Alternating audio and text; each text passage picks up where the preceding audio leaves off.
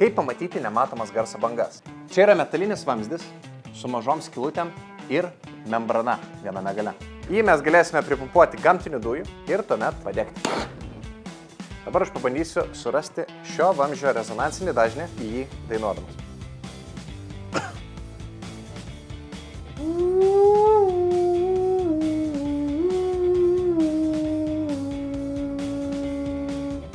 Garso bangos tai slėgio sutankėjimai ir praretėjimai.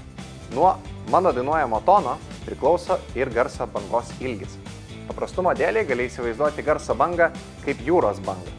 Jos gali būti trumpesnės arba gali būti ilgesnės. Tad mums reikia pataikyti tokį toną arba dažnį, kad mums tilptų sveikas bangų skaičius į šitą vamzdį.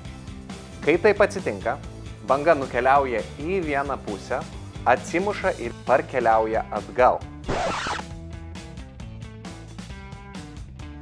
Tada mes aiškiai matome, kur yra iškilimai, bangų maksimumai ir duobės, bangų minimumai. Įdomu, kad aukštinant toną, keliant dažnį, mes galime sutalpinti vis daugiau ir daugiau bangų į mūsų vamzdį ir pamatyti vis daugiau iškilimų ir duobių.